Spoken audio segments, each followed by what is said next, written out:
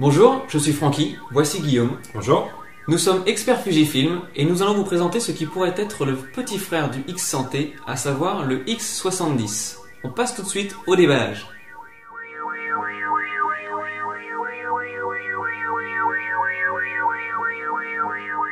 On va avoir la sangle, la prise USB et ensuite on a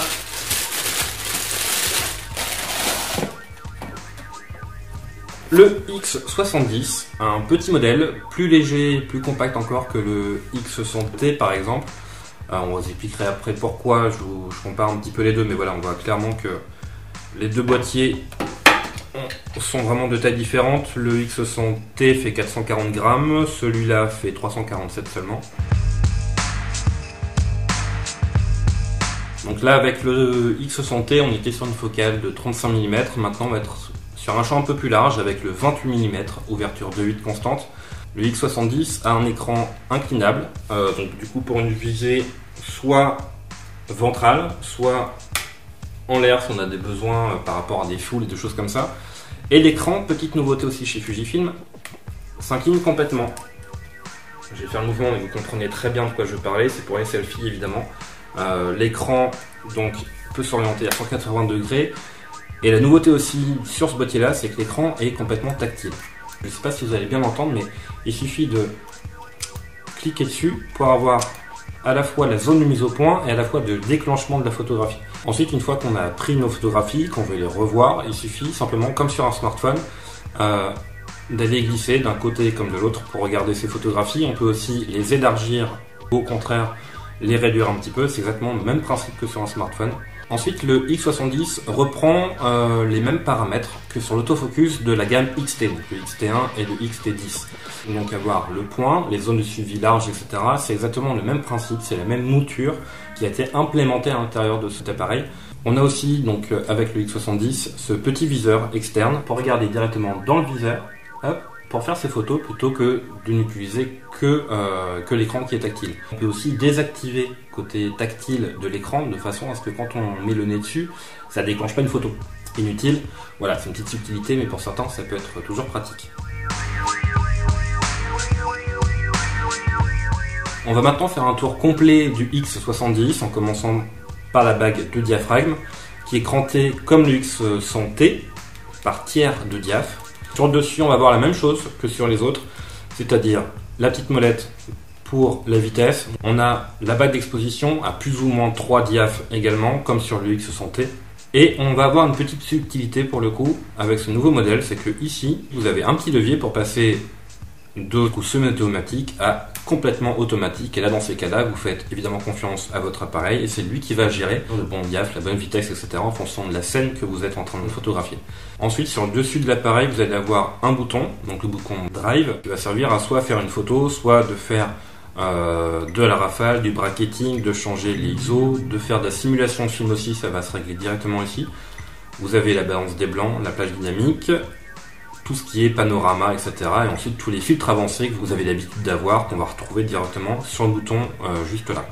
Maintenant, à l'arrière du boîtier, vous allez avoir ici une première molette de réglage. Vous avez la croix, donc haut, bas, gauche et droite qu'on a l'habitude d'avoir, qui sont encore une fois des boutons fonction, donc entièrement personnalisables en fonction de vos envies, en fonction de votre pratique de la photographie. Le bouton Q, qui permet de pouvoir régler de façon très rapide et très précise tous les paramètres que vous souhaitez. Sur ce boîtier, comme sur le X100T, comme sur les autres appareils de la gamme aussi, vous avez deux types de déclencheurs. Il y a le déclencheur mécanique que tout le monde connaît qui s'arrête au 4 millième de seconde. Et pour ceux qui ont envie, par temps clair, d'avoir des photos quand même où on peut jouer avec une profondeur de champ, vous pouvez maintenant choisir aussi l'obturateur électronique. Et là qui permet de pouvoir monter sur des vitesses incroyables jusqu'au 32 millième de seconde, tout en restant avec une exposition qui ne soit pas trop claire, mais qui permette de pouvoir jouer vraiment sur une profondeur de champ, même en pleine lumière. En ce qui concerne maintenant le capteur, pour ceux qui connaissent déjà la gamme, vous ne serez pas surpris, c'est exactement le même que sur le XT1. Donc tout le monde a entendu parler évidemment de la qualité d'image de l'appareil photo XT1, vous avez le même capteur à l'intérieur. Maintenant pour ceux qui se disent que 28 mm c'est bien, c'est large, mais que de temps en temps avoir un 35 ou un 50 mm, ça peut aussi être pratique en fonction des cas.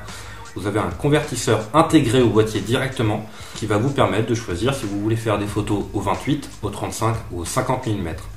Il existe aussi donc un convertisseur optique qui viendra s'implémenter ici, se visser sur l'optique directement et qui correspond donc à un 21 mm. Là pour le coup vous avez un vrai grand angle avec lequel évidemment ce petit accessoire là est compatible. Il suffira de toute façon de pouvoir le mettre dessus et dans le viseur vous allez avoir, en mettant l'œil, un cadre pour du 28 mm et un autre pour le 21, de façon à être dans les deux cas toujours plus proche de votre photo et de ce que vous allez réellement avoir dans le cadre.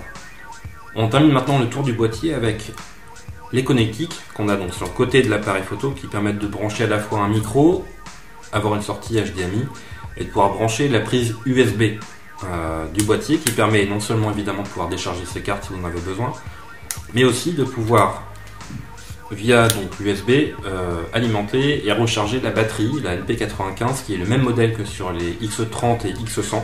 Le fait de pouvoir le brancher en USB vous permet évidemment de pouvoir le mettre sur la prise allume-cigare de votre voiture, sur votre ordinateur, etc. Donc dès que vous êtes en voyage, vous pouvez être tranquille, vous avez de quoi recharger la batterie et en plus vous avez de quoi pouvoir faire de magnifiques photos. Maintenant que l'on vient de faire le tour du boîtier avec Guillaume, vous l'aurez compris, ce petit X70 a de beaux arguments. La focale fixe lui permet d'être très discret, très compact, sans faire de compromis sur la qualité, puisque rappelons-le, le capteur est un capteur X-Trans 2, le même que celui du XT1. Je pense qu'il peut être très adapté à du reportage en photo de rue, ou ce genre d'événement, ou partir en voyage par exemple, pour l'avoir vraiment toujours sur soi et ramener de belles photos. On se quitte pour cette vidéo, et on se revoit très bientôt pour vous parler encore de beaucoup de choses à propos des appareils Fuji. A bientôt.